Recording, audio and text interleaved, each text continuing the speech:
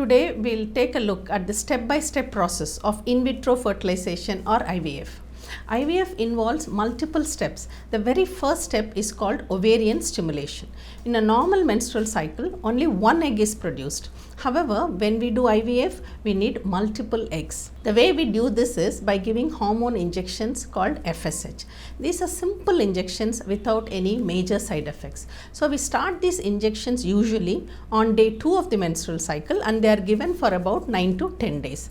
And during this process, for monitoring, we do ultrasound scans so that we are able to monitor the follicles and we know when they are going to reach the mature size. So once these follicles reach the mature size, we are going to give a trigger injection which is called HCG, which helps in the final stages of maturation. So once this injection is given, 36 hours later we can do the process of what is called egg collection.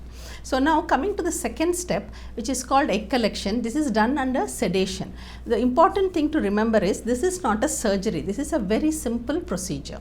So how we do it is under ultrasound guidance, we pass the needle through the ovary and then collect the eggs out, and these eggs are then stored in the incubator. So once we collect the eggs and the patient comes out of anesthesia, there are no cuts and stitches, and so there is no pain once you come out of the anesthesia. So it's a very simple process. So now let us move on to the third step. The third step, the same day as when we do the egg collection, we also request the male partner to provide a sperm sample.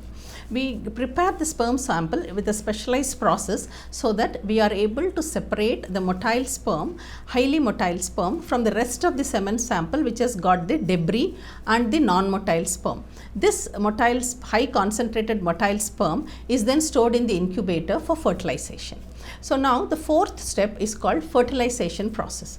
In conventional IVF, what we do is we mix egg and sperm in a culture dish so that the sperm is able to get into the egg on its own to make the embryo. Whereas there is an additional advanced technology called ICSI.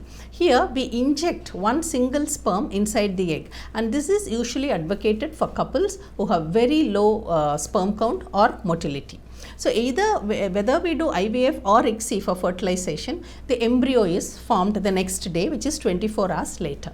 So the next step in the process is called embryo culture or embryo growth. So this formed embryo grows in the lab up till day 5. So anywhere from the point of egg collection 2 to 5 days later, we are able to do the process of what is called the embryo transfer.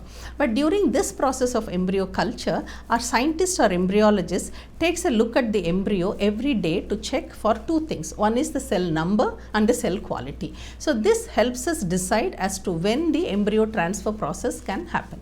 So now coming to the next step, which is the embryo transfer process. This is a very simple process. This is not done under anesthesia. A small narrow plastic tube which has got the embryos loaded in it is introduced into the uterus and is deposited at the top of the uterus so that these embryos can implant and give a possible positive pregnancy. So the embryo transfer process is very simple process. So now we have seen the 5 steps in the IVF process. Just to reiterate, the first step is called ovarian stimulation, where we create multiple eggs, and the second is the process of collection of these multiple eggs, and the third is the process of collecting the sperm sample from the male partner and preparing it. The fourth is the process of fertilization, and the fifth is embryo culture, and the last process is the embryo transfer process, where the embryo is replaced inside. So this we call it as the IVF process. But the last part, which is the waiting time of 10 to 12 days before we get to know whether this cycle has worked for you, is the challenging step for the couple. So during this time we provide them guidance and support, and we also have a psychologist on the team who is going to help you with the to help you emotionally during this very difficult part of the journey in an IVF cycle. So to reiterate, one IVF cycle is 1 month, in which the first 2 weeks is the active process where all these procedures happen, and the second half is when you wait for the treatment process to see if it has worked for you. So thank you very much for joining me today in this explanation regarding the IVF process. If you have any doubts or queries, please reach out to us at MotherToBe.